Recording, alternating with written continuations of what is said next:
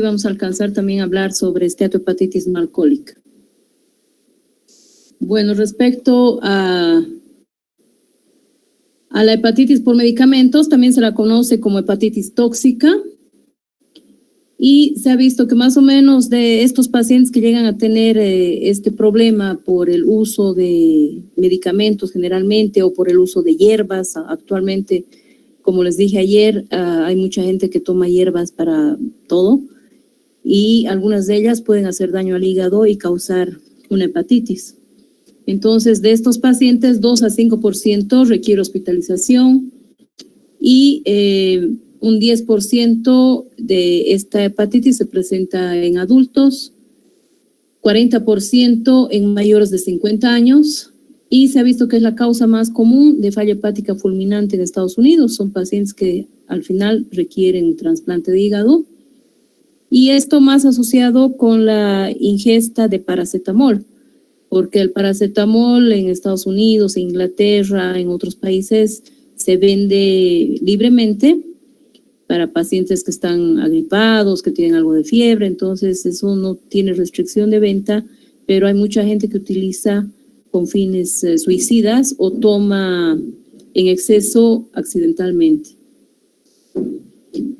¿Qué es la hepatotoxicidad? Es el desarrollo de una alteración en la función o estructura de cualquier componente anatómico del hígado, inducida como consecuencia de la ingestión de un compuesto químico u orgánico independiente del tiempo de dicha exposición. Se dice independiente del tiempo de dicha exposición porque se ha visto de que hay algunos medicamentos que pueden tener un efecto directo en el hepatocito, un efecto citotóxico directo, y que apenas lo han consumido produce una reacción. Pero en otras ocasiones esta reacción puede presentarse en varios días después o varias semanas después, o incluso un mes, 2 meses, recién puede haber esta reacción, como ya vamos a ver por qué se produce esto. Entonces, puede producirse este problema en pocos días o inmediatamente después de haber ingerido frente a esta exposición de una hepatotoxina conocida. Esto, por ejemplo, con el paracetamol o con el uso de anestésico como el alotano, aunque ahora ya no se utiliza el alotano, pero antes había hepatitis por alotano y que el efecto era citotóxico directo, y cuando se ingiere paracetamol también en grandes dosis va a haber una lesión citotóxica directa que va a causar este daño hepático con proceso inflamatorio, con necrosis, incluso pueden ir a una insuficiencia hepática aguda, una hepatitis fulminante. Después puede presentarse también la alteración después de 1 o varias semanas de haber tomado el medicamento. Esto se da porque se va a formar unos antígenos que van a llevar a una reacción de hipersensibilidad y va a haber una respuesta inmunológica idiosincrática. Esto es por una hipersensibilidad de tipo idiosincrático, o sea, quiere decir que no todos van a tener esta reacción, puede ser que esa persona forme este metabolito que va a actuar como un antígeno, es propio de las personas y que va a manifestarse con hepatitis. O puede presentarse el problema incluso después de que esté tomando el medicamento semanas o meses. Y esto es porque con el tiempo va formando un metabolito tóxico y a esto se denomina idiosincrasia metabólica. Entonces, todo eso hay que tomar en cuenta. Tuvimos un paciente hace un año, un señor de 80 y tantos años, que le habían diagnosticado en diciembre cáncer de próstata. Entonces le dieron un medicamento para este problema y él había tomado diciembre, enero y en febrero apareció histérico y tenía datos de hepatitis, ¿no? Con transaminasas altas y demás. Entonces, se le hizo anamnesis, no había ingesta de alcohol, se le hizo pruebas serológicas para hepatitis autoinmune, todo era negativo. Y se le hizo una anamnesis más insistente, insidiosa, y ahí nos dijo pues que él había sabido tomar alopurinol por su cuenta. Alguna vez le habían dado por una artritis gotosa, pero ya no había necesidad, y sin embargo él tomaba por su cuenta el alopurinol, y además tomaba no me acuerdo si se llama citoproterona, ahorita no me estoy acordando del medicamento que utilizan para el cáncer de próstata, y que también hay algunos artículos que reportan casos de daño hepático por este medicamento, pero son casos muy aislados. Pero seguramente por la sinergia, el uso del alopurinol con esta citoproterona, tuvo el daño hepático. Entonces se le suspendió esos medicamentos, se le dio hepatoprotectores, se le dio N-acetilcisteína, complejo B, y felizmente fue bien el paciente. Entonces con eso se determinó que era nomás una lesión por medicamentos que se había manifestado, como aquí decimos, después de unos 2 meses de que empezó a tomar. Cuando tomamos medicamentos, estos se metabolizan en el hígado. Se metabolizan en el hígado y luego se forma un metabolito activo que va a ser eliminado por orina, y esto se da a través de la enzima P-citocromo 450. Pero parte de este medicamento no va a ser hidrosoluble, no va a poder eliminarse por la orina, entonces necesita una segunda fase dentro de su metabolismo, donde van a intervenir unas enzimas que van a hacer que este metabolito activo se junte con el glucurónido, con el sulfato, o el glutatión, o el metil. Y de esta forma recién va a poder ser eliminado satisfactoriamente. Entonces, si hay alguna alteración que afecte en este proceso, por ejemplo, si ingieren bebida alcohólica y toman mucha cantidad de paracetamol, la bebida alcohólica, el alcohol, hace de que disminuya el glutatión y no va a haber un buen metabolismo para poder ser eliminado. Entonces se queda el metabolito activo en el hígado y le provoca daño. Entonces tenemos ese mecanismo de citotoxicidad directa que puede llevar a mortalidad en 10% más, que puede provocar una necrosis zonal en el hígado, una necrosis difusa o una necrosis masiva. Cuando es masiva, pues ya puede tener una falla hepática aguda. Luego, también algunos medicamentos pueden provocar esteatosis micro o macrovesicular. Entonces, entre estos tenemos el alotano, el paracetamol, que también la lesión en este caso es dosis dependiente. El valproato y los medicamentos antituberculosos también pueden afectar de esta forma y pueden provocar hepatitis. Luego, algunos otros medicamentos tienen efecto colestático, o sea, va a tener alteraciones de las pruebas del hígado, como si hubiera una obstrucción de la vía biliar. Y entre estos medicamentos está la eritromicina. O puede haber una alteración mixta, que puede ser tanto de daño en los hepatocitos como un efecto colestático. Tenemos a la fenitoína, las sulfamidas, la satioprina, el metotrexato.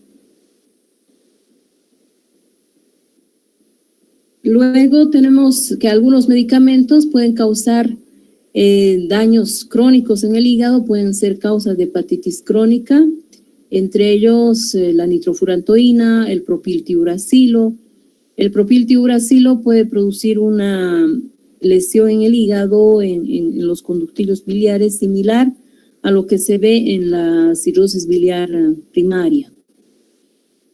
El metotrexate, importante cuando se empieza a utilizar el metotrexate y también cuando se da medicamentos antituberculosos, tenemos que tomar primero pruebas de función hepática y luego hacer una monitorización. Si empiezan a aparecer alteraciones en las pruebas de función hepática, pues tenemos que pensar que es una hepatitis por el medicamento y el tratamiento es suspender estos medicamentos y suplirlos por algún otro que sea necesario para tratar su enfermedad. Luego, la amiodarona, también eso hay que tomar en cuenta, puede llevar a una enfermedad hepática pseudoalcohólica, o sea, puede provocar una esteatohepatitis no alcohólica y puede llevar a la larga a una cirrosis o puede también provocar un daño hepático agudo.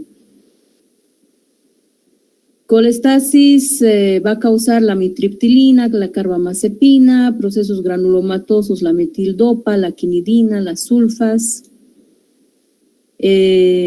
alteración en las suprahepáticas, el síndrome de Buchiari por anticonceptivos orales, hipertensión portal por esclerosis hepatoportal sin que haya cirrosis. Tenemos con el uso de sulfato de cobre, el cloruro de vinilo, enfermedad veno-oclusiva con la 6-tioguanida, el té de hierbas, hay que tener cuidado con el té verde, que puede provocar daño hepático. El uso de anticonceptivos, de esteroides anabólicos, también puede llevar a la formación de adenomas o hepatocarcinoma. El diagnóstico se lo hace por que va a haber alteración de las pruebas de función hepática, va a haber diferentes grados de ictericia en el paciente, entonces va a acudir al médico y tenemos que hacer una anamnesis amplia, investigando antecedentes de exposición a medicamentos y tenemos que hacernos dar una lista de qué medicamentos está usando, desde cuándo, qué dosis, si alguna vez ya tuvo algún problema o no. Y según eso, pues pensar que ha sido el medicamento. Y en ese caso, si hay necesidad, se hace biopsia cuando hay duda diagnóstica. Claro que tenemos primero que descartar otras causas de hepatitis, la serológica, el alcohol, la esteatosis, las grasas, ¿no? Pedirle si los glicéridos están altos, ver si es diabético. Las otras causas de hepatopatía tenemos que descartarlas y si todo es negativo y hay medicamentos que pudieran haberle causado daño hepático, tenemos que pensar que ha sido eso. Y si siempre hay duda diagnóstica, podemos hacer biopsia. En caso de que sea una reacción idiosincrática de tipo de hipersensibilidad, vamos a encontrar gran cantidad de eosinófilos en las biopsias e incluso también va a haber eosinofilia sérica y el paciente puede tener incluso algo de fiebre clínicamente, ¿no? Luego, el tratamiento es primordial suspender el medicamento. Entonces, tenemos que suspender la supuesta toxina. Eso es primordial. Suspender el fármaco, luego hacer un tratamiento de sostén de la hepatitis aguda. Para esto se le puede dar hepatoprotectores como la silimarina, se le puede dar complejo B, y ahora también, no solamente para hepatotoxicidad por acetaminofén, se utiliza la N-acetilcisteína.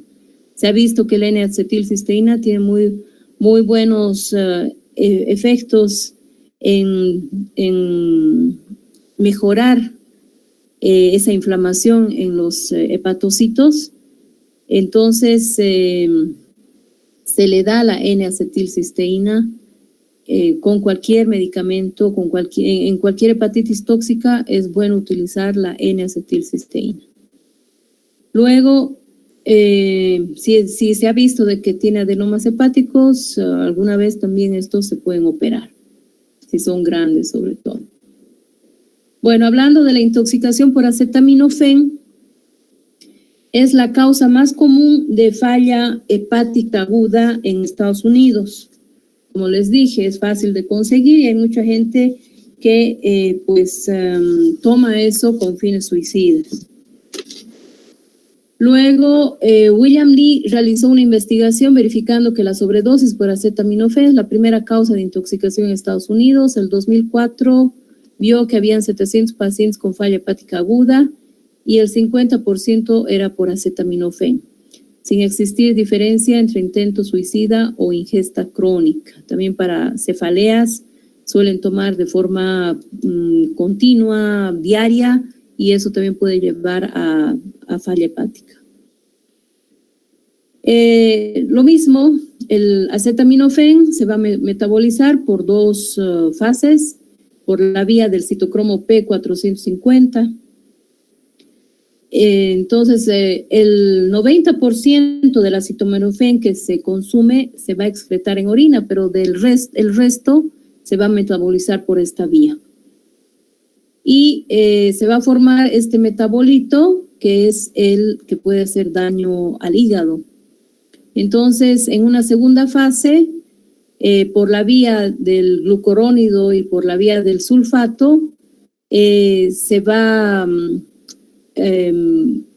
con la ayuda del glutatión, va a transformarse este metabolito en otro metabolito que va a ser hidrosoluble y que se va a poder excretar en orina.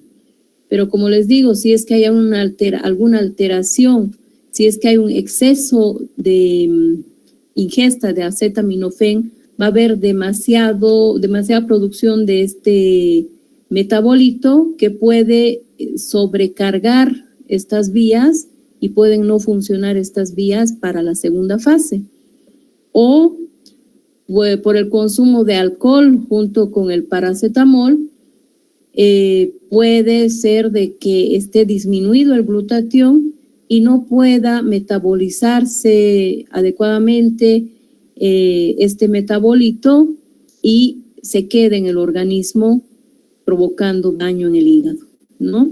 En los niños, por ejemplo, hay que tener cuidado si se les da el acetaminofén y se les da además un jarabe para la tos que pudiera tener alcohol.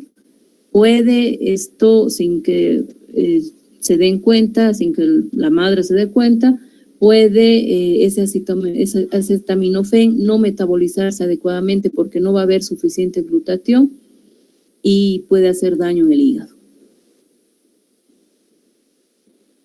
La dosis terapéutica de acetaminofén en los niños es de 10 a 15 miligramos por kilogramo dosis, en los adultos 500 a 1 gramo dosis, que puede darse cada 8 horas, generalmente se da cada 8 horas, con miedo se puede dar cada 6 horas porque puede hacer daño en el hígado, ¿no? La toxicidad, dosis única mayor a 250 miligramos por kilogramo en los niños, o dosis repetidas de 50 a 60 miligramos por kilogramo. O hay que tener cuidado que si es un niño que tiene alguna alteración en el hígado, una fibrosis hepática, alguna alteración, o es muy pequeño que todavía ese hígado no está funcionando adecuadamente, entonces hay que tener cuidado en el uso de paracetamol. En los adultos se considera dosis tóxica entre 7 a 10 gramos por día. Pero tomando en cuenta también eso, ¿no? De que no sea un alcohólico, por ejemplo, y que esté tomando paracetamol.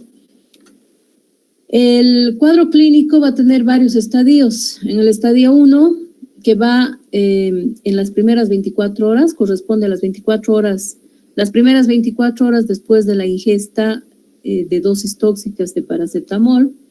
El paciente va a presentar náuseas, vómitos, diaforesis, letargia, puede llegar a tener fiebre. El laboratorio puede estar normal en este momento. Las transaminasas se van a elevar entre las 24 a 36 horas después de la ingesta del paracetamol y va a van a empezar los datos de hepatitis, ¿no? Con dolor en hipocondrio derecho por la hepatomegalia. Puede haber problema también a nivel renal. Las pruebas de función hepática y renal entonces van a empezar a alterarse. En el estadio 3, si no se ha dado tratamiento, si no se le ha dado la N-acetilcisteína, que es el tratamiento para la intoxicación por paracetamol, entonces va a empeorar el cuadro clínico del paciente, va a empezar con ictericia, con confusión, o sea, datos de encefalopatía, va a presentar hipoglicemia porque ya ese hígado está entrando en una insuficiencia aguda, va a estar con hipotensión, acidosis láctica, alteración de la protrombina con diátesis hemorrágica y al final puede incluso fallecer por falla orgánica múltiple. Aquí ya va a haber compromiso renal importante, va a haber compromiso hepático, entonces puede fallecer en esta etapa. En caso de que se le dé tratamiento, se controle, vamos a tener el estadio 4, donde va a recuperar. Y esta recuperación va a ser completa, no deja secuelas en el hígado cuando hay un daño por paracetamol y sale de esto, no deja secuelas. El diagnóstico, entonces, en toda patología, la anamnesis es muy importante. Tenemos que preguntar cuánto ha ingerido, si no sabe el paciente, no sabe la familia, tratar de buscar los envases para que traigan y nos demos cuenta más o menos qué cantidad de medicamento pudo haber ingerido. Cuándo, es también importante saber cuántas horas antes a lo que vino había ingerido el medicamento y luego se hace una determinación del acetaminofén sérico, ¿no? La cantidad de acetaminofén que tenga en suero. Va a haber una lesión hepática grave si a las 4 horas encontramos 200 miligramos o más, si a las 8 horas encontramos 100 miligramos o a las 12 horas encontramos 50 miligramos. Y tenemos que pedir el resto de los exámenes de laboratorio, principalmente pruebas hepáticas y pruebas de función renal y la glicemia. Este es un gráfico que se llama nomograma de Rumack-Matthew, que nos determina el riesgo de hepatotoxicidad por paracetamol en relación al nivel plasmático y al tiempo transcurrido desde la ingesta.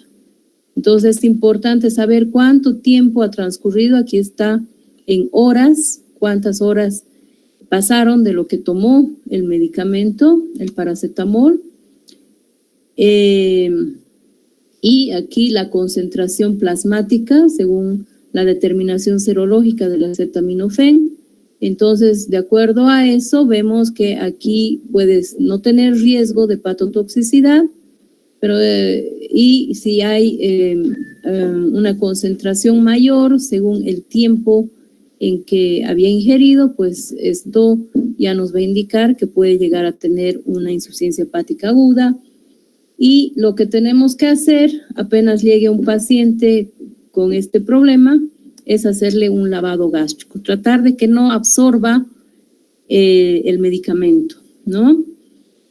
Entonces se pone una sonda nasogástrica, se hace un lavado gástrico exhaustivo y se le da el carbón activado que va a impedir de que haya una absorción de este medicamento y se le puede dar con agua por vía oral si es que el paciente puede tolerar, si no está vomitando, o se le pone una sonda nasogástrica y a través de esta se le pone el carbón activado. Y se le empieza a dar la N-acetilcisteína. Si es que puede tolerar vía oral, por vía oral, y se le tiene que dar en las primeras 10 horas de la ingesta una carga de 140 miligramos por kilogramo, seguida de 17 dosis por vía oral de 70 miligramos por kilogramo cada 4 horas. La N-acetilcisteína es el fluimucil, ¿no? Entonces, el fluimucil que viene en sobrecitos, ese es el que se prepara según kilo peso. Y en caso de que no pueda tolerar la vía oral, que tenga hemorragia digestiva o que tenga algún proceso obstructivo, que esté ya con datos de encefalopatía, o que esté embarazada, para que también este producto llegue al bebé, entonces se le puede dar la N-acetilcisteína por vía endovenosa. Y se prepara una carga de 150 miligramos por kilogramo endovenoso en 200 cc de solución glucosada y se pasa en 1 hora. Una segunda dosis de 50 miligramos por kilogramo en 500 cc de solución glucosada que va a pasar en 4 horas. Y una tercera dosis de 100 miligramos por kilogramo en 1 litro de solución glucosada que pasa en 16 horas. Con esto, pues, tiene que haber control y tiene que metabolizarse ese paracetamol y tiene que mejorar el paciente. ¿Tienen alguna pregunta?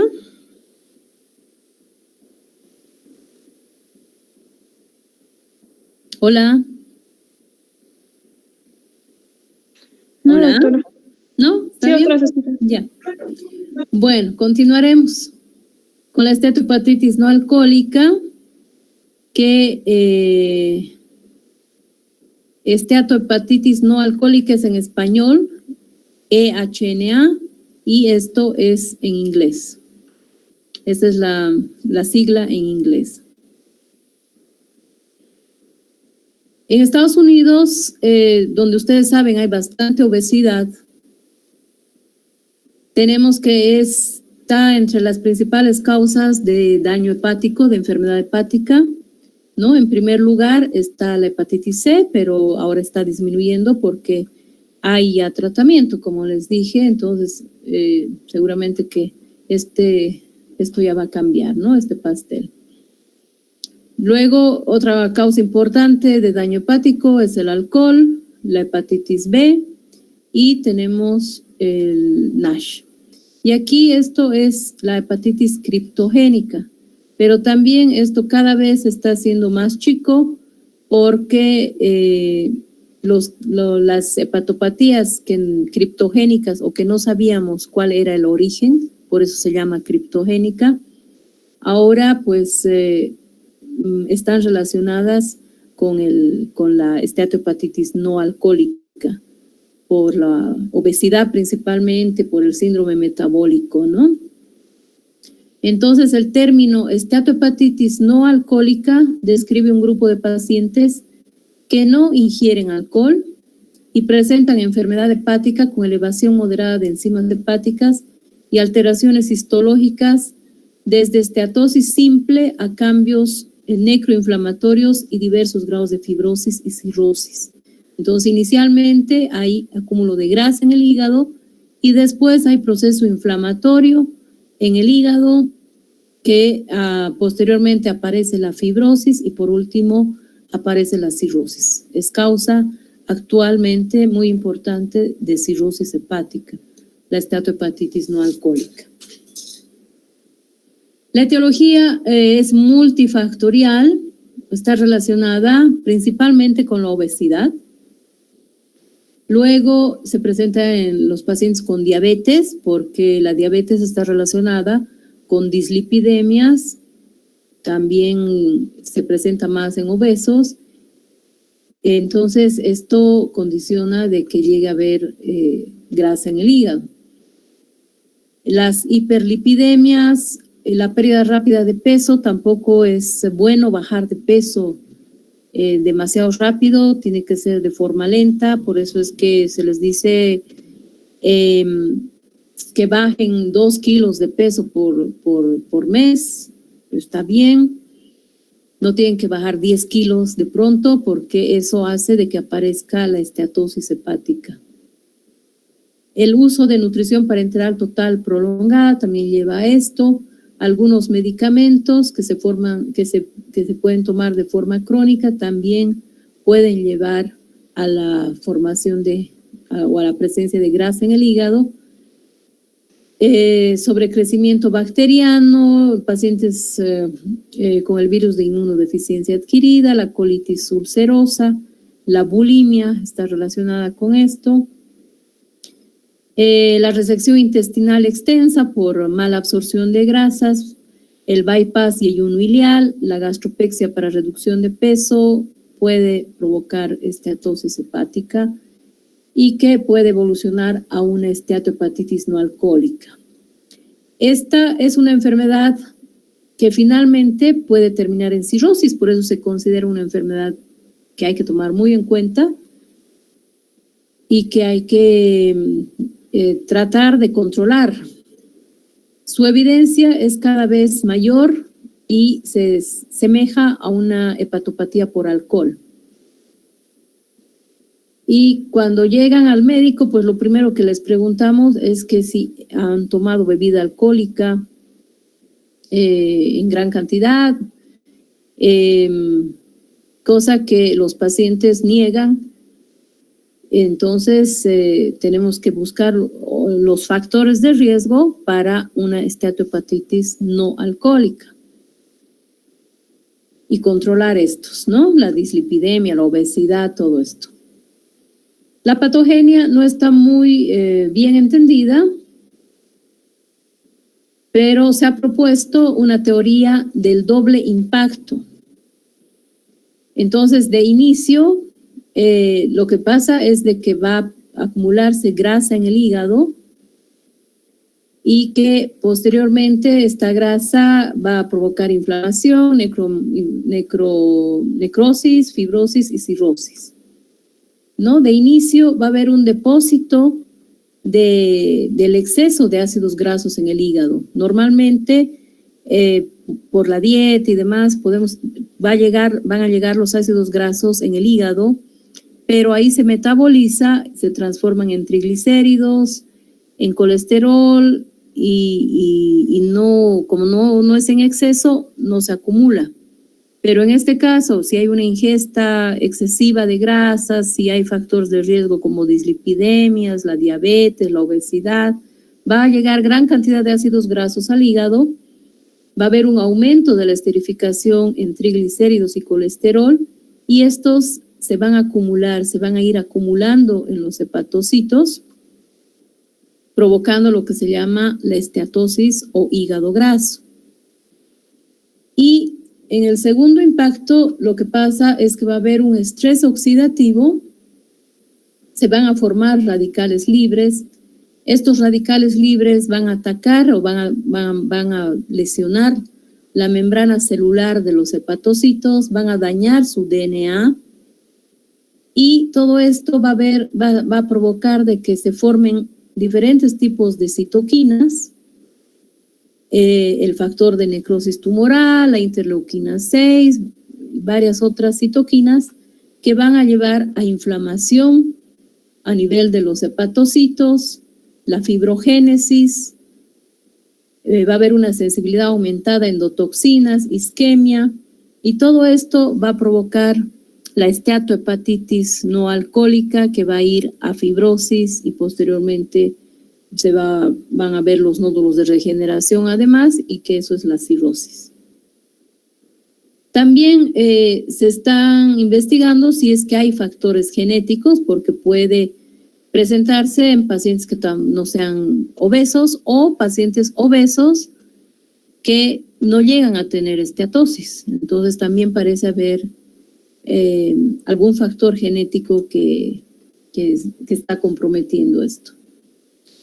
Y este es un gráfico de lo mismo, el primer impacto, el acúmulo de grasa en el hígado, y el segundo impacto donde intervienen las citoquinas con lesión del DNA, con lesión de la membrana de los hepatocitos, que llevan a un proceso inflamatorio, fibrosis y cirrosis. El cuadro clínico pueden estar asintomáticos, ¿no? Muchos de los pacientes están asintomáticos y por alguna otra razón se les hace ecografía y uno se encuentra que tiene grasa en el hígado. La obesidad es el estado más relacionado con la presencia de grasa en el hígado y pueden haber también manifestaciones inespecíficas, ya esto cuando hay una esteatohepatitis, va a haber fatiga, va a haber disconfort en hipocondrio derecho, plenitud, anorexia, náuseas, puede haber datos de colestasis con prurito, y ya cuando esto avanza, cuando ya hay datos de fibrosis, van a aparecer también datos de hipertensión portal. En la esteatohepatitis, cuando ya hay fibrosis, puede aparecer hipertensión portal, incluso sin haber todavía la cirrosis bien marcada, ¿no? Entonces, pueden tener ascitis, puede haber ictericia, puede haber datos de hemorragia digestiva por varices, encefalopatía. Y ya cuando hay una cirrosis ya bien instalada, pues también pueden haber todas estas complicaciones. Y por ende, si hay hipertensión portal, esplenomegalia y estigmas de hepatopatía crónica. En el laboratorio, la diferencia entre el laboratorio de una esteatohepatitis alcohólica con no alcohólica puede estar en que en el alcoholismo es principalmente la aspartato aminotransferasa la que se eleva en una relación mayor, ¿no? De 2:1, de 3:1 con respecto a la ALT. Hemos visto ayer la hepatitis viral, donde es sobre todo la ALT la que se eleva, pero en el alcoholismo es la AST la que se eleva. Y en la esteatohepatitis no alcohólica, si es leve, la esteatosis puede dar, pues es diferente la relación. También va a estar un poco elevada la AST, pero no demasiado. Si ya es una esteatohepatitis severa, sí va a haber la misma relación de la AST mayor a 1 que la ALT. Las bilirrubinas están elevadas en una esteatohepatitis alcohólica y aquí pueden estar normales. La fosfatasa alcalina puede estar normal o aumentada, igualmente en la otra. Y la albúmina puede estar disminuida más frecuentemente por alcohol y aquí va a estar normal.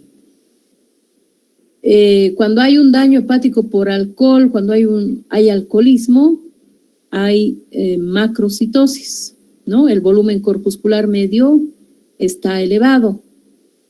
Hay macrocitosis y los eritrocitos están grandes.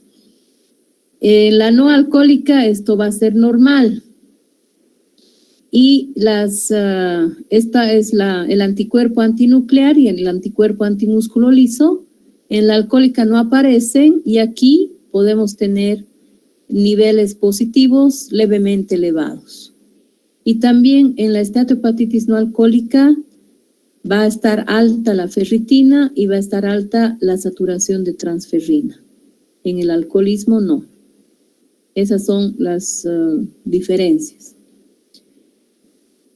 Y lo siguiente es pedirle una ecografía. Con la ecografía vemos muy claramente si es que hay grasa en el hígado, qué grado, qué cantidad de grasa va a haber. La sensibilidad es hasta del 80% y la especificidad de 90 a 100%. Entonces, este paciente puede llegar a tener hepatomegalia, si es que tiene una esteatosis muy importante, con bordes lisos, redondeados, ecotextura hiperecogénica difusa brillante. Por el hecho que tiene grasa, esto va a estar brillante, el hígado se va a ver medio blanco, ¿no? Atenuación profunda, el diafragma no se visualiza con claridad, las venas hepáticas son difíciles de identificar. Si hay una esteatohepatitis con donde ya existe algo de fibrosis, pueden haber datos de hipertensión portal y hay velamiento vascular.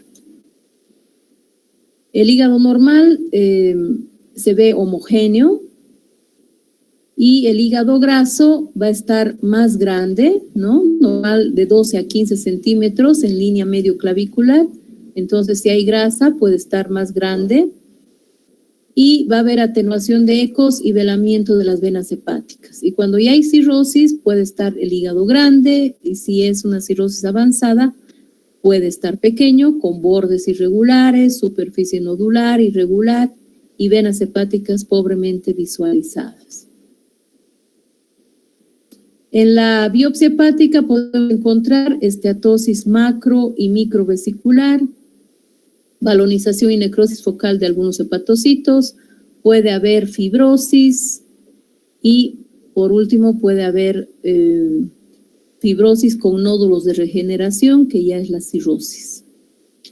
Podemos encontrar también cuerpos hialinos de Mallory, que son más típicos de una esteatohepatitis alcohólica o de una hepatitis alcohólica también. Ahí encontramos los cuerpos hialinos de Mallory, pero aquí podemos también verlos. Entonces, el diagnóstico es necesario, son necesarias 3 condiciones: la biopsia hepática, exclusión del consumo excesivo de alcohol y exclusión de otras causas de hepatopatía. Con la biopsia hepática, pues ya tenemos bien determinado el diagnóstico. Pero también, si no queremos hacer la biopsia hepática, porque ya les he dicho, es un proceso invasivo que puede tener complicaciones, actualmente pues hay otros métodos que nos pueden mostrar muy claramente la presencia de grasa en el hígado y la presencia de fibrosis y datos y qué grado de fibrosis tiene. Entre ellos tenemos la ecografía Doppler más elastografía. Tenemos la resonancia magnética también, que nos puede mostrar muy bien cómo está el hígado. Entonces, la esteatohepatitis no alcohólica no tratada puede progresar a fibrosis en 5 a 10 años en un 10% hasta 40%. Y cerca del 12% fallecen en 10 años por una insuficiencia hepática crónica. En un porcentaje alto permanece benigno y no progresan a estadio final. Y no hay un tratamiento todavía sumamente efectivo, pero sí es importante dentro del tratamiento evitar otros hepatotóxicos, valorar bien cuál es el factor etiológico. Si es la obesidad, es muy importante que vaya bajando de peso de a poco, no de golpe, que haga ejercicio físico. El ejercicio físico ayuda muchísimo también. Y más o menos una reducción de peso paulatino, 200 a 500 gramos por semana, ¿no? Más o menos entre 2, 3, tal vez al mes, 2, 3 kilos al mes. Hacer el ejercicio físico programado regular. La cirugía bariátrica, si es que tiene una obesidad mórbida, ¿no? Claro que también, de todas maneras, va a acumular algo de grasa en el hígado, pero si tiene una obesidad mórbida, pues hay que recurrir nomás a la cirugía bariátrica, porque además tiene otras repercusiones en el corazón, la hipertensión arterial, diabetes descompensada, etc. Luego, monitoreo de la función hepática. En diabéticos, intentar cifras menores a 7% de hemoglobina glucosilada. Entonces hay que orientar muy bien al diabético y hacer un seguimiento muy de cerca con la nutricionista. El uso de antioxidantes. El uso de clorfibrato reduce los triglicéridos hepáticos y darles 2 gramos día. Luego el gemfibrosilo también puede ayudar para bajar los lípidos malos que tenemos en el organismo, los triglicéridos, ¿no? El quimvibrosilo es muy bueno para bajar los triglicéridos. Entonces, eso va a mejorar la función, el perfil hepático va a mejorar. Y se puede dar a dosis de 600 miligramos día por 4 semanas o dependiendo si es que tiene alteración de triglicéridos hasta que estén normales pues los triglicéridos. Y también se ha visto que puede ayudar el ácido ursodeoxicólico, que tiene efecto citoprotector, inmunomodulador, antiapoptósico, y se le puede dar de 10 a 15 miligramos por kilogramo peso día. Esto también va a normalizar las transaminasas, y si tiene algunos datos de colestasis, también mejora, disminuye la fosfatasa alcalina. Reduce el contenido graso del hígado graso y no tiene efectos colaterales. Es muy bien tolerado, solamente que pues para el bolsillo no es muy bueno porque sí es caro, es un medicamento caro, el ácido ursodeoxicólico, que viene como Ursofalc o viene como Hepalin. Ahora ha aparecido uno que es un poquito más barato, que es el Hepalin. Bueno, entonces con eso terminamos.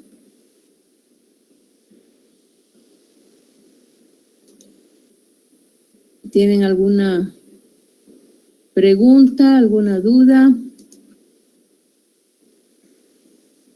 ¿Les ha quedado claro?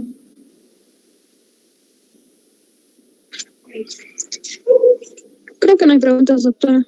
Bueno, entonces mañana continuamos con hepatitis crónica, o sea, todas las enfermedades metabólicas que provocan hepatitis crónica. Mañana a las 7:30. Y ahorita hay una conferencia sobre hígado graso, que es más o menos lo que les he hablado y seguramente más actualizado. Te voy a pasar, Melissa, el link. Ahora, si quieren, ingresan. Yo ahorita voy a ingresar a eso. ¿Listo? Está bien, doctora. Muchas gracias. Por nada, chao. Gracias, doctora.